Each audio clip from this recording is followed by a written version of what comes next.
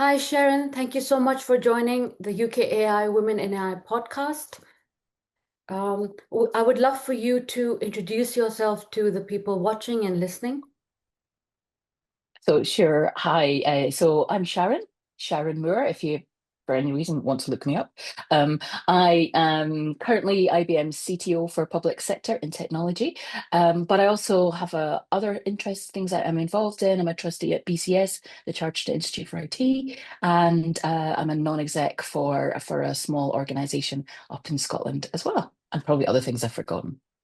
Amazing. Um, would you describe to us how did you decide to pursue this path? What was your inspiration or what sparked this interest? Yeah, so gosh, I mean, right, way back. I mean, take you way back, a long, long time ago, in the 1900s. I've heard young people talk about the 1900s. It makes me feel quite old. But back in the 1900s, I actually wanted to be an architect. I'm one of those ones that does buildings, and I had some work experience at an architect's office, and I've still got the drawings actually. My mum found them and gave them to me. But there I experienced computer-aided design for the first time. And unlike today's world where everyone's got multiple phones and devices and all that kind of thing, it was a world where computers still weren't all particularly mainstream. Many houses did have one, but not all. And so it was the first time I'd really seen computers be useful because the stuff I'd been learning at school didn't feel all that applicable.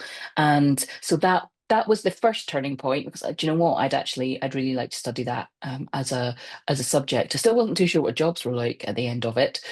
But actually, I now speak at schools, and my lesson to them is jobs change all the time, right? And I throw up a chart with lots and lots and lots of jobs that you could maybe do in tech right now. And I'm like, that one didn't exist, and that one didn't exist, and that one didn't exist. And there's a whole bunch that didn't exist when I started. So the first turning point was actually deciding to do that rather than architecture.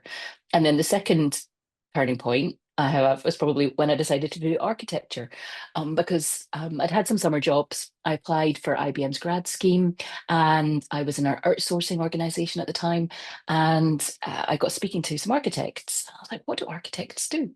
And it turns out what they did is the sort of thing I really enjoy doing. You know, that big picture thing, that joining things up, understanding how things work, and so on. So that was possibly another turning point. Where like, actually, I think I have a career as an architect within technology, as a technical architect, solution architect, integration architect, enterprise architect, whatever the right thing was at the right time.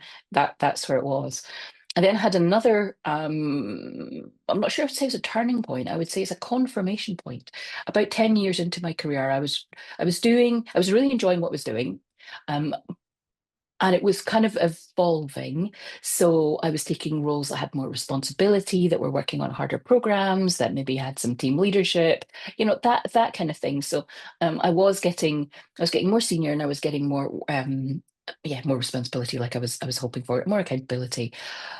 But I was doing it because it felt like the obvious thing. And I hadn't actually ever really sat back and said, is this the right thing? Am I doing the right thing? So at that point, I got a career coach just to work with outside of the company IBM that I work for, and had a bit of an assessment about what I was really enjoying and what are the things that bring me joy, satisfaction in work, and realized that architecture actually was still a good thing for me. But the one thing that I hadn't been doing that I really wanted to do, so I'd had experience, I'm talking an awful lot here. I'd had experience in our outsourcing business. I'd had experiencing in what is our consulting business. So at first running stuff, building new stuff that was going to run with old stuff. Um, but I wanted to kind of get to the earlier stage where it wasn't just a case of I was designing a solution for a problem that had already been decided somebody wanted to solve. I wanted to get even earlier in the life cycle where it was actually there are lots of problems. What are the problems we're going to tackle, and how do we think we'll solve them before we then need to bring in more? So that's when I moved into our sales organization again, still as a technologist, so that I could do more of that. So I would say there's probably been several steps, not necessarily pivots, but certainly sparks or certain points I can look back and go, I made a decision there, I made a decision there. These were all things that helped me, yeah, get to where I am right now. Hmm. And what are some of those career challenges that you faced, and how did you overcome those challenges? Because people really, it helps people to learn and deal with some of the challenges that they are facing. So a number of different challenges, and so some of them about picking up new things regularly. I mean, we have to do that anyway in technology, right? Because everything changes so much and even more quickly than it used to, as well. But so I would say one of the things that I have experience in. So I moved different industries. So I've had experiences in financial services, so like retail banking and insurance. I've had experience in public sector, obviously right now, but also in the past and some history there. I've had experience in global organization, again, all IBM so far. I have had different focuses, that kind of thing. And being brought in, suddenly you have to know the industry. There's a sudden um, a period where you just suddenly have to pick everything up and understand it. And I think my lesson from there was that actually I can pick things up pretty quickly. And I have learned somehow to assess what's too much of a stretch and what I'm actually going to be capable of, but it's just going to take a little bit of extra learning or whatever that might be over a maybe more condensed period of time than we might typically have. So that was for me, that's one of my sort of lessons in terms of being able to understand what I can pick up. Having a really good network around me of mentors, maybe even just informal mentors who I've been able to run ideas past, to use them as a sounding board. Do you think I've got the capability? What do you think are the right things I can do? What are the steps that I need to take? I think that has been really helpful. I think where there's been other challenges, like maybe promotions in a large organization where everybody wants to get promotion, and other things maybe are more like that. I found sponsorship really helpful, so slightly different from mentoring, where somebody is talking about you, potentially, hopefully, advocating for you in a room that you might not be in. So if it is a promotion decision, or maybe it's a design decision that you feel that the client has made that's not the correct one, but you're not, or maybe wasn't at the right stage of my career to be able to go in and go, this is wrong. I need, looking for somebody else to be able to have those messages. I've certainly found sponsorship has made a really big difference. And I know that I was being sponsored far earlier in my career than I realized. Like looking back, I understood. I was like, that person was looking out for me, making sure that I was getting access to opportunities, access to learning opportunities, access to networking opportunities, that kind of thing as well. So I would definitely say sponsorship is really important for helping advocate in the career and getting through some of the challenges as well. But I would go back to mentoring and people that you can talk to. I don't always use mentors as effectively as I could. I'm very much aware of that. Um, and I have found that when it's really formal, I found it more difficult unless there's a really obvious goal that we're working towards together. But yeah, having people that are in my network that I can trust that have been around a bit longer than me, or have just a different experience. Actually, some of my mentees do brilliant mentoring for me as well because I learn from them and they learn from me. So that's a really long answer, but I would say that people are what help me with the challenges that I face. Hmm. What advice would you offer to people who are, especially women, who are looking to get the right mentors or allies or sponsors? What should they do? Oh, there's probably lots of things that you can do. Depending on where you work, right? If you are a larger organization, there's a possibility that there'll already be a number of people that you will be aware of, who you'll have sight of, who do have more experience or who have different experience that you'd like to learn from them. Do you know what? Just ask them. I think we can sometimes get a little bit uncertain about whether we should or not. I mean, what's the worst that can happen? They say, "I'm really sorry, I don't have time to mentor you." I mean, that's not exactly a big deal. And if they didn't know you before, now they at least know about you, right? So certainly on larger organizations, I would suggest doing that. But even if you're in a large organization, one of the other routes that I think might also be more applicable for somebody who's working in a smaller organization is there are lots of networking organizations where you can meet other people UKI have lots of great events, for example, but there are many others. I'll go do a little plug for BCS, right? Depending on your interests, there are lots of opportunities to go and learn and to meet people who are all interested in learning or have the expertise in what you want to learn. And again, I would say, what's the worst that can happen? Ask somebody who there that's particularly inspires you, or you think has got something really interesting to say, or that you can learn from. Just ask them. Most people are really flattered. That doesn't mean that they will have the time, or they might go, do you know what, I don't think I'm the right person for you, but they might connect you with somebody else as well. I would say that if you're somebody who is uncomfortable about going to events like that, I love people, right? But I do actually find networking quite hard. Um, take a pal, take a pal. Mhm. And they might know that their role that evening is just to make sure, afternoon or whenever it is just to be with you. They might not actually be all that interested in the subject. They might not have, but if they're there to support you, and then you can do the same thing for them for something that they're particularly interested in, but perhaps are also looking for a bit of a companion as well. So I would say that kind of thing. And on the networking side, where I said, what, even I find it a bit difficult, and I really like people. I think people are really interesting. I would say try to just ask people questions. People find it really easy to talk about themselves.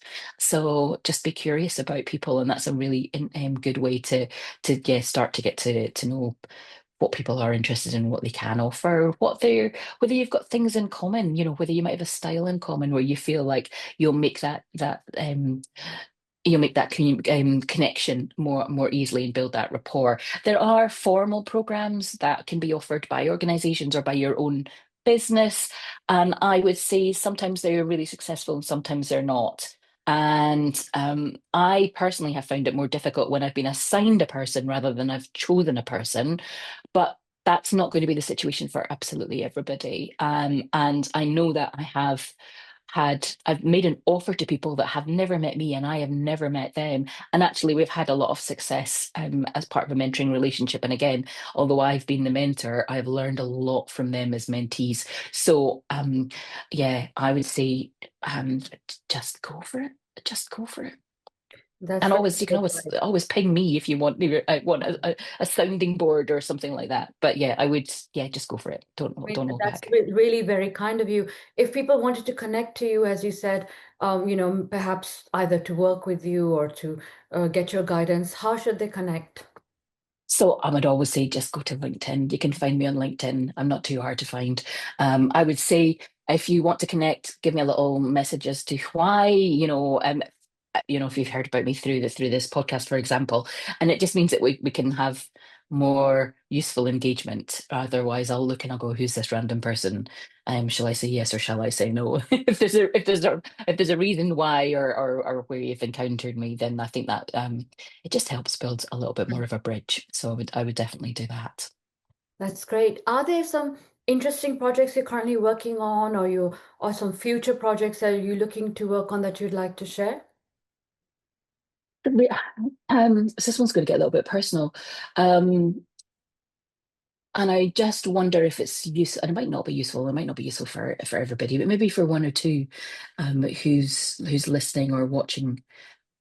My husband died last year, and I say that to explain the next piece. How So it feels sorry a bit to awkward to hear say that. that because yeah, everyone feels like you're going to have to go. Oh, I'm so sorry, and I would too, right? So I I'm not meaning to seek attention, is really what I'm trying to say.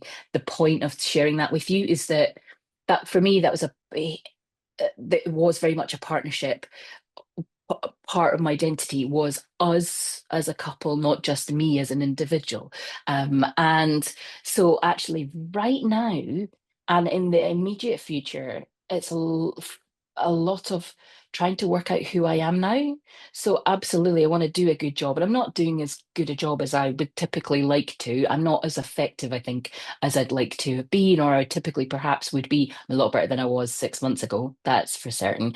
But for me, there's a lot of exploration that I'm going to be doing in the next year or however long, to work out who am I, and what are the things I do want to do, and what do I want to contribute to, and where can I get the most joy. Life is short. Obviously, like not just because of my personal experience, but in general, I would say life is short. Let's make the most of it as much as possible. Can you find joy in the work that you're doing? And everyone has a different way of measuring success. What a success to me might be completely different to somebody else. So being able to assess against your own measures of success, which might just be surviving, it might just be coping, and it might be establishing all sorts of wonderful things and getting really high up a food chain. So that's probably a very long way of saying from yeah, the next couple of years is definitely about exploring who I am now. What I would say in the whole situation that in the last 6 months or longer than that, really, maybe last 12-ish months, one of the things I have found through the work and through some of the volunteering I do as trustee, I have been able to connect with the bit of me that I still think is me. And I have found that particularly useful. So I've been able to go, yes, these things do, certain things do still bring me joy.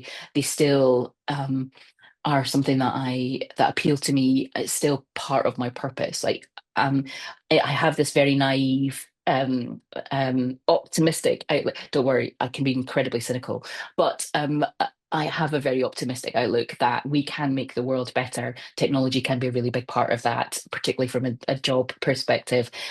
So I'm still really enjoying being able to go, what are the technologies that we can use to make, and it happens to be in the public sector context right now, that can make lives better for the people that are trying to serve the people. And so, yeah, there's a lot of joy and to be found out of helping the public sector do better, helping the UK government do better, and be to maximise what they have, and help everyone in society more than we might have been able to do in the past. So more of that, please. Definitely in the next couple of years would be great too. Hmm. And where do you see yourself in the next 5 years? As you said, you see yourself doing more of the public sector work. So, do you think that is what is going to help you shape your legacies? Is that what you'd like to kind of, you know, kind of, uh, uh, perhaps, you know, pay forward? Yeah, so um I would say so. I love public sector, really enjoy working in public sector. I'm doesn't mean I won't doesn't mean I will stay doing having a public sector focus, open to other things as well, actually. But definitely over the next 5 years, it's more about how can I use any influence I might have. How can I make the best of the IBM teams, to be able to deliver far better things for our clients? So absolutely still on that from a day job kind of mission, whether that's public sector or elsewhere. Although I keep ending up back in public sector, so there's definitely something there that really resonates with me. Um, uh, uh, what I have done in the past has been a lot round about women, women in technology. Communities bringing women together so they feel like they belong, so that they definitely feel like they belong in the environment in which they're working. And I've started to do a bit more as well on our understanding some of the challenges and the barriers that our neurodivergent community have in the industry, and how we can do that and how we can be better citizens to one another, whether that's in a work area or in our personal lives as well. So for me, I think there is something more about not just focusing on those communities, but spending more time with organisations like the BCS to go, how do we just make our industry better for society, and for those that are marginalised. So it's not just focusing on women, but focusing on others. And much as I absolutely had, I just when you get multiple women together in a room, the feeling, the strength, the power that can come from that is wonderful. And I personally, I get really lifted by it. But that is depending on which report you read. 20%, 25, 17% of the tech industry. So we really, really, really need to engage the other 75, 80, whatever the those who are the majority, and when it comes to gender, we need to engage them as well, right? So I think for me, it's more and more of how do we engage the wider majority to be able to make our industry much more inclusive for those that are in minorities or that are marginalized. I think that's a really important point that you made because the recent Loveless report highlighted that over 60,000 women leave UK tech annually, and this Mm, costs the UK economy 3.5 billion. yeah, And some of the things you mentioned, can help to address that because not only will that impact on the tech sector as a whole, but it also can lead to an increase in bias in AI that which can oh, harm women long totally. term. So, what are some of the uh, practical steps do you think both the government and the private sector could take to address this challenge? I mean, there's so many things. And I was very fortunate to be part of a group that authored a book about, and this one was focused on women, but was about women in tech. And the aim of that book was very much about how to um, give tools, and I don't mean technology tools, give tools to people often who are not women to understand some of the things that they can do to change the industry. So whether that was academia, I didn't write that chapter, but there's some stuff on academia and education. There's some stuff on attraction, and then there's quite a bit on retention. We talk about bias and unconscious bias, and those things as well. I personally I think there's so many things. One of the things that when I was thinking about this in advance was storytelling, right? Storytelling still has so much of an impact, and it's not going to change everyone's minds and everyone's attitude. We've seen that it doesn't always work like that, but it can change quite a lot of minds and it can change quite a lot of attitudes. So one of the things I've done a few times over the last couple of years is arrange a call for a team call, just a small team call, but for somebody who sits in the IBM neurodivergent community to come and talk to us who are mostly neurotypical, not entirely, but mostly neurotypical, and talk about their own experiences and their own challenges, so that people around the virtual table can understand a bit more about personal experience and understand why things matter, why change matters. Because when you have it pretty easy and things work in your way and you don't see the challenges other people face, it's very hard to identify with them.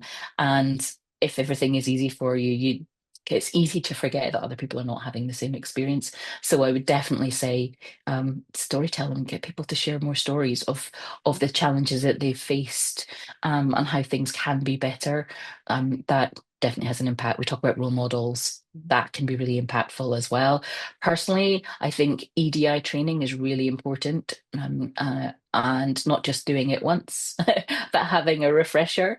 So understanding about the challenges again about equity, diversity, inclusion, what we can do better. I think there's also something about recognizing that it is an ongoing learning process. So something that we're doing right now that we feel is the right thing, we might learn actually isn't the right thing, and it was done with the best of intentions, but actually we've moved on, we've matured, we've got more knowledge now, so we will have to do things differently. So I think there has to be a mindset that it's continually learning, continually improving. But like we talk about continuous improvement when how we run systems and manage our technologies, right? Let's do some continuous improvement about our own skills, experience, and attitudes to EDI, and therefore just be collectively better as people. Hmm.